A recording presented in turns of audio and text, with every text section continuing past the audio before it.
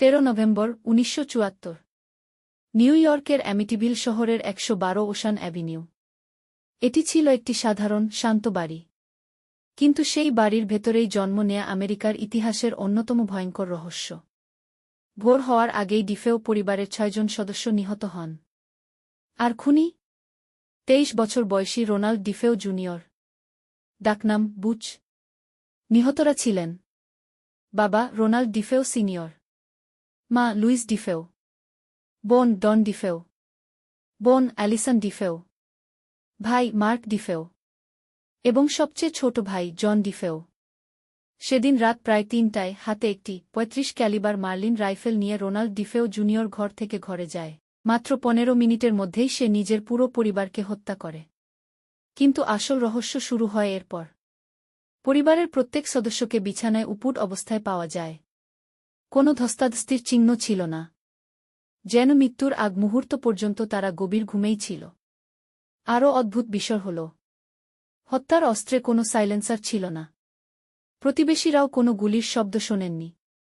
শুধু পরিবারের কুকুরের ঘেউ ঘেউ করার কথা কয়েকজন উল্লেখ করেছিলেন।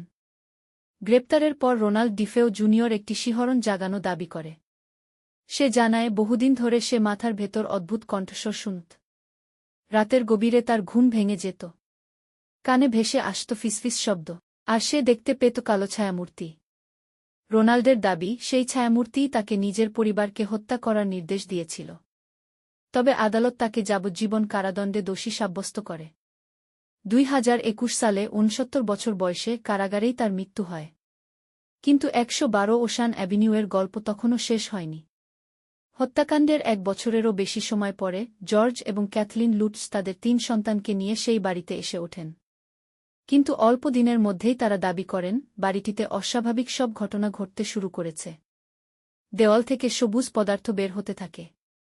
শীতের মাঝখানে ঘর ভরে যায় মাছিতে। খালি বাড়ির ভেতরে শোনা যায় ফিসফিসানি, অজানা কণ্ঠস্বর, চিৎকার আর এক অদ্ভুত দুর্গন্ধ। জর্জ লুটস দাবি করেন, প্রতিদিন রাত 3:15টায় তার ঘুম ভেঙে যেত। বাড়ির কিছু দরজা হঠাৎ কবজা থেকে ছিঁড়ে খুলে পড়ে যায়। তারা বাড়ির বাইরে বরফের উপর অদ্ভুত খুরের ছাপ দেখতে পায়। তারা বাড়ির বাইরে বলে লাল চোখও দেখতে পেয়েছিল। সবচেয়ে ভয়ঙ্কর অভিজ্ঞতার কথা জানান ক্যাথলিন লুটস। তার দাবি, তিনি ঘুমন্ত অবস্থায় বিছানা থেকে শূন্যে ভেসে উঠেছিলেন। যেন কোনো অদৃশ্য শক্তি তাকে উপরে তুলে নিয়েছে। ভয় ধীরে ধীরে আতঙ্কে পরিণত হয়। অবশেষে মাত্র 28 দিন পর লুটস পরিবার বাড়িটি ছেড়ে পালিয়ে যায়, সবকিছু ফেলে। আর কখনো ফিরে আসে না। ঘটনাটি দ্রুত সারা আমেরিকায় আলোড়ন সৃষ্টি করে। তদন্তে আসেন বিখ্যাত প্যারানরমাল গবেষক এড ও লরেন ওয়ারেন। তদন্ত চলাকালীন একটি ইনফ্রারেড ক্যামেরায় ধরা পড়ে এক রহস্যময় ছবি। দরজার ফাঁক থেকে উকি দিচ্ছে একটি ছোট ছেলে। তার চোখ দুটি অস্বাভাবিকভাবে উজ্জ্বল। সেটি জন ডিফেওর আত্মা। কিন্তু সেই ছবিটি আজও পৃথিবীর সবচেয়ে বিখ্যাত এবং বিতর্কিত প্যারানরমাল ছবিগুলোর একটি। তাহলে সত্যিটা কি? যা মানুষের বোঝার সীমার বাইরে? হয়তো আমরা কখনোই সত্যটা জানতে পারব না।